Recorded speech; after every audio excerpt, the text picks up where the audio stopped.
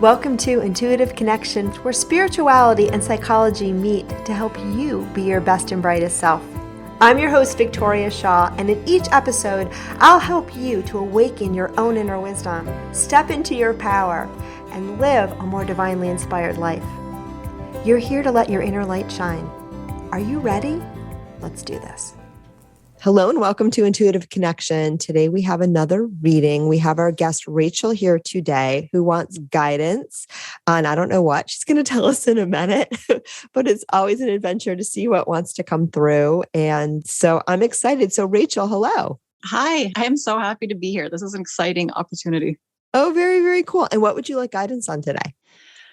Well, what I keep hearing is financial, which is interesting because I've done a lot of work around that. And I feel like I'm moving in the right direction, but whatever comes up that you can provide clarity about that. All right. Fantastic. All right. So I'm just going to tune into your energy for a minute, financial. And I know there's a lot of people for whom that feels like an issue, a problem, or a block for sure. And I also know that sometimes we have this perception that we've done a lot of work on something, but the thing about life is life will always keep showing us, right, where we still want to grow. Yes, it's lovely onion. Yeah, exactly. And so, I don't even like to think of it so much as work on ourselves, though I know that that is a very helpful way of thinking about it for some people. I just like to think about it again as where am I still wanting to grow and expand? And, because that takes us out of that problem energy. But I'm going to tune into you in general. When I tune into the money issue, I'm immediately brought to your family of origin. So your parents. And sometimes I'm getting a strong read on one, but in this case, it's both for different reasons. And I don't know, was there a split in your childhood in your parents? Was there a divorce or a separation? Yeah, they split when I was 5. They were divorced when I was 8. Yeah. Okay, exactly. And did that cause some money disruption, tension, fighting around that issue? Oh, constantly. My mom was never happy with what my dad gave for child support, and there was pressure there. Yeah. Okay. So that's what I'm picking up on. So thanks for fleshing that out. Yeah. So there's a lot of frustration. There's a lot of anger. Your mom, I think, felt very disempowered in general, had a little bit of that kind of victim feeling. And also, I think she was deeply resentful that the marriage ended, whatever ended the marriage. So, he could have left a pot of gold on your door every day, and it wouldn't have made a difference. I don't think he did, but he could have. Like, she was kind of looking for trouble because she was always upset. Yeah. She also, from her family line, came from a sense of not enough financially. Now, she might have been comfortable. I can't get a read on that as a child, but through that family line is some real funky energy around money. Yeah. Right. And so that was a hot button issue for her. So a way of kind of explaining it would be, we all have our little, spots that are most likely to get activated. If you were an astrologer, you'd see it in somebody's chart. So energetically for your mom, money was a biggie. Money and also feeling neglected was a big one for her. Feeling unheard was a huge one for her. She is someone that really needs to be heard. And again, she could be screaming at the top of her lungs and everyone could be covering their ears and she would still feel like people are not hearing her. Yeah. So these were the things activated by your father, but she's still, to this day, if she is in a body, very resentful of him, very resentful of the situation. And so really nothing he could have done would have solved the problem. Okay. So that's part of it. But I think for you as a child at 5, at 8, at 12, at whatever, there was always this message that got illuminated because it was around child support, of course, that my dad's not giving us enough money because he doesn't care about me. And I don't know if your mom explicitly said that or you just got them. Okay, so she did. Right. And so, that can make you feel like that connection, right, between money and my being enoughness, my being lovable. So what I want you to recognize and tell your inner 5-year-old, 8-year-old, and whatever age we need to address, that this is between mommy and daddy. It's not your fault. And that daddy loves you. Okay. And that mommy loves you. And that they just did their very best. They did the best they could do, but it wasn't enough. Okay. Because that's the first thing. Now, when I tune into your energy around money, my friend, I don't see that you have major problems. So is that accurate? Like, I don't feel like you can't pay your bills or. No, I can pay my bills. And I've had great successes and I've had, higher than average income. Yes. But it seems to be a roller coaster where it's big highs. And I grew up, my dad was a farmer. So I grew up with that feast famine world. Got it. And I have recreated it over and over and over. Okay. So we're going to look at that as well. But what I want you to recognize is tune into the aggregate. That money has not been a problem for me in my adult life. There have been some ups and downs, but I always have what I need. Yes. Okay. And you might want to put that on an index card, right? And remember that because it's true. You don't have a problem with money. You really don't. It may not be as smooth as you'd like it to be, but you don't have a problem with money. You always have enough. And so the little frisson for me was I've been having some bouts of sleepy issues. And so it's frustrating because some nights I get plenty of sleep and other nights I don't. And I'm learning to trust and not count the hours. But what I'm also realizing is aggregately, it's fine. It's not ideal. It's not like I would love to go to bed every night and know, I'm going to get 8 hours of sleep and I'm going to fall asleep at this time and I'm going to wake up at this time. And that has not been my experience over the last couple of weeks, months. But overall, I'm getting what I need. Right. And as I focus on that, then I'm releasing the energy of the problem. Mm-hmm. Right. Which is, oh my God, insomnia, yikes. And falling into the reality and the truth that most of the time my body is supporting me just fine. It might not be always how I think. And it might not always be like when I think I should be awake or sleeping or, but it's getting the job done. So I want you to recognize that too, because it is in that undercurrent of enoughness that you can bring in more. Okay? Yep. The other thing that comes up around this issue, I'm going to get back to your dad because he's got his own little story going on. But the other thing that comes up around this issue, and I want to kind of tune back into the thread that was coming in, is that there's a lot of external ideas about what enough money looks like.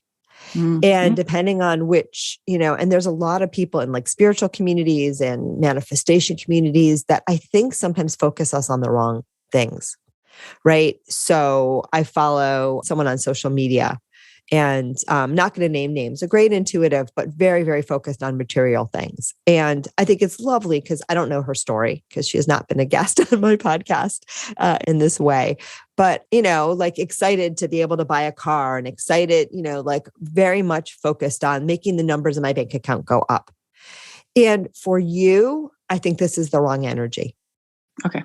I think for you, it should be more about starting now to have this shift to tuning into, I don't need the money for the sake of the money. I don't need the money so that I can say I'm a great manifestor and I have this in my bank account, because that's why you're having the ups and downs. When you tune into, I have what I need, I always have what I need. When I need something, the money appears. That's when you're tapping into the deeper level of abundance. Does that make sense? There's nothing wrong 100%. With money. Yeah. There's nothing wrong with things. I love things, but we can get caught up in the external trappings of money, or we can just fall into abundance. Yes. Last week, I was definitely struggling with that. And we had big vision board and stuff. And I took it down because I said to my fiance, this is actually making me crazy, because every day I go to work and I'm sitting at my computer and I'm looking at that vision board and I'm wondering, why am I not there yet? So I had to take it down and just be like, I'm perfectly fine. The place that we live in is brand new. Why am I sitting here so unhappy and complaining and not having that energy of appreciation? I'm constantly looking for something better. And I was driving myself nuts doing that. So I totally resonate with great realization. And again, when we tune into what we have and we have gratitude for what's there, we tend to attract in more. We tend to attract in more. And also the more important thing, because again, if you're chasing the more, then you're not really appreciating what you have. But, we enjoy what we have. So we have more enjoyment, which is what we're chasing anyway. Yes. Right. Yep. But also it's part of that expansion. And to expand into abundance, you have to understand that true abundance, the guides say, is not the external things. It's sort of that trust in the universe, knowing you're cared for, knowing that you're enough, that there'll be enough, and even more than enough, right? And then also starting to recognize, because a lot of the trappings of money, right, are often things that we think we should want, but they're not authentically what brings us joy. True. So when we tap into abundance, we figure out what we really want. Sometimes it's more space, right? And then, you're going to find more space. Sometimes it's a view. So you're going to have a view, but, I look out my window and I see the Pacific Ocean, and it's a beautiful thing from which I am grateful every single time I look at it.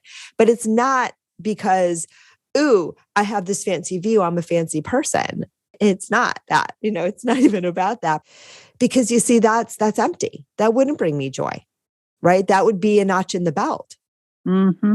right? Okay. And also, if I had an idea that that was something I liked, but it didn't truly bring me joy, then every day I would be like, oh, I've accomplished this thing. I'm a big person, right? But that wouldn't be true abundance. It wouldn't be true abundance. True abundance is attracting the things into our life that serve us in the now and that bring us joy in the now. And tomorrow it might be something else, right? Who knows? I'm open to whatever life wants to bring to me to increase my experience and expansion into joy and abundance. So that's the shift that I think you're being called to make. I don't worry about you with money at all. And I think the ups and downs are more your story than anything that is real. So that your down is like, it might be lower than you like, but it's not being in debt like $100,000 on your credit card. No. You know what I mean? It's not like I'm going to go bankrupt. It's not like I don't know where the rent check is coming from. Right. So remember that. And again, it's not that you should be grateful that those things aren't happening. It's more a matter of recognizing that overall, I do okay with money. And that I'm, this is just old stuff. That's just, overlaying something that's going pretty well and it's going to continue to get better. Okay. Yep. Now with your dad, what I see is a lot of resentment also. You got resentful party going on in your family line. Yeah, there is. Yeah. And I think, he always felt like not enough and like the other guy's making more. And that this was my lot in life. There's a lot of resentment about other people. Like if he's a farmer, I'm just guessing. Don't know if I'm getting this right. Like the supplier, this guy ripped me off. That guy's making all the money. The big farm's making all the money. There's like this story that everyone else but me has it. And then I'm a victim. Yep.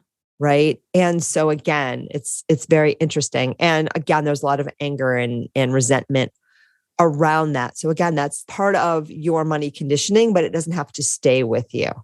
Right. I think your dad is very proud of you. You surprise him a little bit because you do things that he's a little old school. So you do things that like he can't believe a woman would be able to do. Yeah.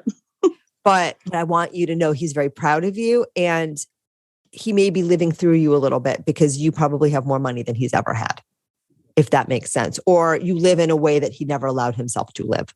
That's it. Yeah. Yeah. Yeah. I feel that I'm doing that for both sides of my family, that I get to be that person who gets to live out all of their dreams that they never did, that they never had the guts to do. Right. But you need to be careful about that because you know whose dreams you should be living? Mine. Yes. Exactly. So now is the time to become aware of that so you can let it go. They can be proud of you, but if their pride is dependent on you doing what they want you to do, it ain't worth it. Right? Yeah. No, I don't think, I think they're just surprised that I'm as vocal as I am. I wasn't raised this way. I was raised to be quiet and be a mouse and that kind of stuff. And I'm become very passionate about what I do. Yeah, no, I think it's good. I think it's good. And I think it's good for them. And again, it's about doing you. Yeah. It's about doing you, not doing you for them. Just keep that in mind. I don't think it's a big thing, but it is coming through. Okay. Well, that was already a lot. Doing you. I'm just writing that down. I think that's the money piece too. Like that's part of that story, right? Why else would I want, a bigger house or a fancier car or whatever, right? It's because I'm not doing me. Right. Because to me, I don't care. I can live in a house in the mountains and just be fine with that. Yeah. As I tune into you when you say that, I'm just going to kind of tune into that too. There's this thing of, I think as a kid, there was just this sense that there was never enough. And from both sides. Yes. And I think at some point you made a decision, when I'm an adult, there will be enough. Like that's when I'll be happy. I'll be happy when there's enough. Does that make sense? And now you're at a place where there is enough. And I think there was even enough then. Again, I don't see you eating dog food or being hungry or like, you were fine, but everyone was always bitching about money. Yes. And sometimes you could have had something, but mom was like, no, we can't do your birthday party because dad wouldn't give us money. Yeah. And you know what? You could have. Right. And you knew that. That was the other thing. Your little stomach goes like all twisted because you knew that they were using money as this excuse for their unhappiness. And you knew it wasn't true. You knew you could have 5 kids over and bake a cake and have some ice cream and have a birthday party. But mom is like, no, we can't because dad won't give us the money. And it wasn't true. So I just want to free your inner child from that because it was very unfair. They kind of used your happiness as a pawn. Yes. Right. Right. And I think at some point, your little child said, okay, when I grow up, I'm going to have enough money so this can never happen to me again. Yeah. Okay. But it won't happen to you again. And there isn't a certain number that's going to be enough. No. Right. You're already there. You're already there. Because it's not a number. It's a mindset. It's a belief, right? Yeah. Can I ask you a question about that? Of course. So to repattern that, then in my world, because I can see that I do a lot of that stuff. I have 4 kids of my own. I now have a grandson as well. And I can see myself holding back a little bit on, going on trips with them or doing things that maybe I'm like watching my money a little bit too tightly because I grew up in that very frugal, let's just watch our money kind of thing. So to repattern that, do I step outside that and just do what is lighting me up to do in that moment? That's such a good question. I think there's 2 things going on. One, I feel that you do not look old enough to be a grandmother, by the way. You just shocked me. Were you like 12 when you had your kids? Don't answer that if it's true. No, 19. Oh, okay. Okay. So you were young. Good deal. Yep. All right. But kind of going back to that. Yeah, you're a hard worker. That's the first thing I get. You work really hard. You've always worked really hard. You have a super strong work ethic. And I think that you wanted your kids to have that too. I think you didn't want them to be in a position that maybe your mom was in. I'm not saying she didn't work, but like this totally helpless. Nailed it. Okay.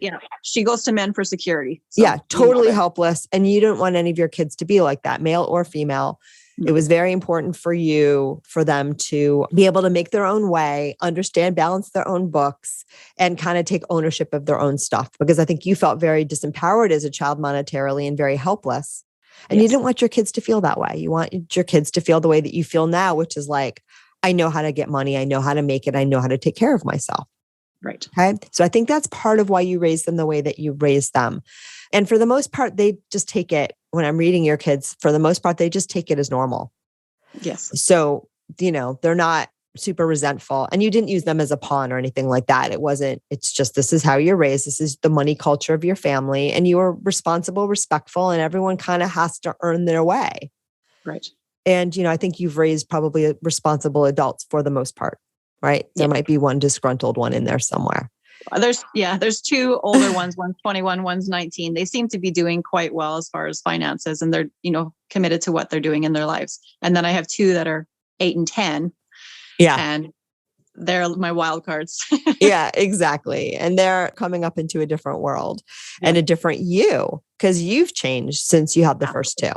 Yeah. And what I get is, don't be reckless, because for you, being reckless is a little scary. And when you're reckless, that's when, whenever you perceive in your mind you're reckless, that's when the other shoe drops. So for you, it's right now, it's safer to kind of feel into it and do like little things that kind of expand you, rather than, I'm going to put all my money in this trip to Europe and then I know it's going to fill back up. It will. It always does. But it's like that roller coaster is just a headache. Okay. So I'm not worried that you're going to go broke. I'm just worried that you're causing yourself unnecessary pain with this up and down. Yes. Okay. But when you want to stretch something, right? If you pull it too hard, it snaps, right? Yeah. If it's something very stiff, if you pull like on a muscle or something like that, and it's going to rip or strap. But if you every single day stretch it just a little bit, right? Mm-hmm. A little bit more, a little bit more, a little bit more. The next thing you know, your range of motion is restored. I love that. Okay. And so that's what you want to think about. Where can I stretch a little here? Where can I stretch a little there? A little bit at a time. And then the next thing you'll be doing like the splits. Okay. Yeah. And that's what I think I see you doing. So it doesn't have to be anything super reckless. And yeah, if something brings you joy and you can afford it, please do it. Okay. Right. And again, it doesn't have to be indulgent. It doesn't have to be all the time. And you sometimes worry, if I raise the bar, they're going to expect it all the time. Why? It doesn't matter what they expect. Mm-hmm. I'd like to do this nice thing this one time. It's like, it's your choice. So be aware of that too. Right. And it would help you to think, I'm doing it for me. I know that seems selfish and backwards, but If you're like, I'm doing this for me, it will make me really happy to be able to take you or do this with you or have this experience. And I have the money in the bank right now and I'm working on stretching a little. So let's do it. Right? Love that. Yeah. Okay. They sometimes worry about strings because the older ones, because when you brought them up, they were sort of raised in a different energy than you're feeling now. So they don't always understand, like, wait, what's going on? Like, I thought we had to like count this and count that. And when we go to the hotel, like, it's only the special thing. And then, you can't get breakfast in the hotel. You have to bring your own cereal. And I don't know. Yes. There were a lot of rules. And now you're trying to release some of those rules. And you can, they're old enough that you can say, like, I'm working on feeling more comfortable, enjoying the fruits of my labor. And sometimes I'm going to want to share that with you. And the reason I can do this too is because, I know I am really responsible. And I know you are too. And that's sort of the message I would give them. Does that make sense? Oh, yeah. I love that. Very cool. Is there anything else? Just checking the time. Oh, we're good. We're short. You're easy, man. It just flies right out. I'm ready. I think that's the key. Absolutely. Absolutely. Is there anything else? I think a lot of people will benefit from this one too, because I think a lot of people feel into these kind of money, quote unquote, blocks that aren't really blocks at all. Yeah. And friends listening to, even when that underlying finance for you isn't working, I always say, find where it is and flow from there, because that is always better than focusing on the problem, which will be, as long as you put the problem out there, you will always think that you have to solve it forever. Right? Yes. So I love to think about expanding from our strengths rather than, trying to fix what we think is wrong. Okay. Awesome. Cool. Okay. Well, then can I ask you one more question? Of course. Yeah. We have a few more minutes. Okay. It's kind of related, and it's on my heart, and I filled out the application form to start a charitable group because I want to be able to offer what I do to women's shelters and other situations. Okay. So instead of, most of the, life coaches, they go after whatever, like the big push right now is to go after the affluent group that has the money that can pay the large amounts. And it just, to me, that doesn't light me up at all. My heart has always been to help the people who need it most. Even when I was younger, I was pretty sure I was Mother Teresa, and that was like my mission in my life. So that's what lights me up. So I just wanted to know, what does your channel say about opening up the charitable? Like, is it a go, or am I kind of going in the right direction, but not quite seeing something? That's a great question. Let me tune into that. Okay. It's not a choice again. This comes back to another money issue, right? It's not a choice again between making money, and being giving and charitable. That's sometimes we think that it is. And I do think there's a lot of predatory stuff in the coaching world that I find a little bit, like, it makes me gag a little bit around, you have to make money. You have to have 10K months. You have to, it's coaching to me, it seems it's almost turning into an MLM where everybody is like selling people on how to sell, to teach other people how to sell. And I find it, and I'm someone who, one of my most significant relationships in my own growth was with a life coach years ago. Like, it's a beautiful thing, but it's gotten a little wonky. So I know what you're talking about. And I do feel like anyone who's teaching people how to sell your 10K 6-figure it's just very unfortunate. It's a very scarcity based way of dealing with things. It's not sort of understanding that service can be absolutely aligned with abundance, and it will just flow through you. And you don't necessarily, it's not that if you feel called to, charge $700 an hour for your services, do it, but you don't have to.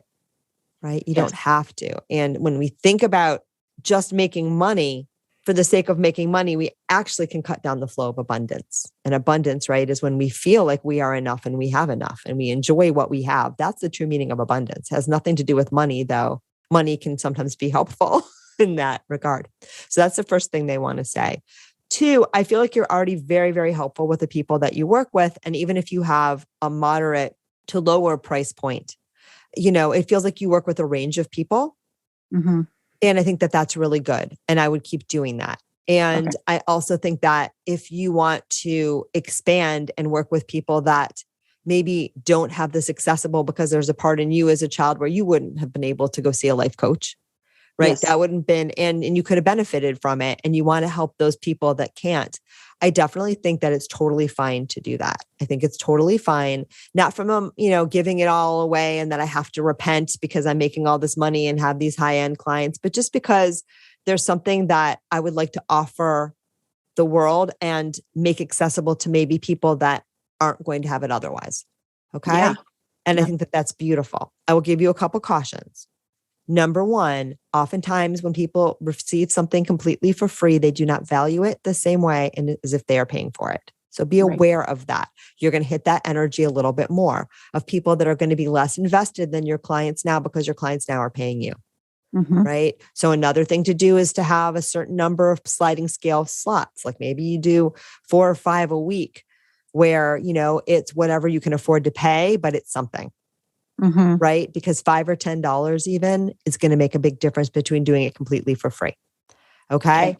If you're with an organization where the people have had to, so I think you said, did you say homeless or domestic violence? What did you say? Yeah, like women's shelter. And like that's one of my places is a women's shelter that I want to work with. And then also teenagers before they're graduating, because my whole thing is discovering your value and then radiating that out to the world. So I think that's one piece, especially my kids have said to me, I can't believe they don't teach this in school.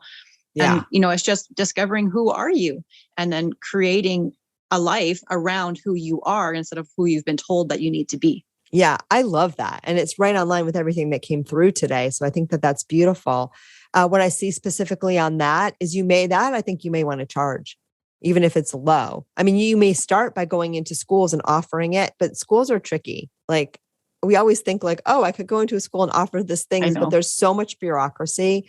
There is. Yeah. So you may have to just sort of connect with mothers groups, connect with, one thing that's coming through after school organizations, see, they would take you. And then it could be low cost or no cost just to kind of get it out there. And then I would make it into a paid program. Okay. It doesn't have to be $1 million. For homeless shelters, I think it's totally fine because it's a discrete organization, but they may not be ready. Talk to them because they may not really be ready for what you do. What they want is more kind of like nuts and bolts. Yes. Hands-on, like they may not be as open to what you think you want to offer. So I would give it a try, but I would look at this idea sometimes, and I want to get this right from the guides because they're going to say it better than me. Sometimes there's a part of ourselves, right, that it's almost like you feel guilty that you're making money doing what you do. Like there's something wrong with it, but there's not. You're helping and supporting a lot of people. And you want to find the people who are going to match your message, who are going to be able to benefit from what you have to say. Like there's no need to give it away for free unless, you feel called to serve in that manner and it's the right fit. There's always a perfect synchronicity between who we attract and how we help people.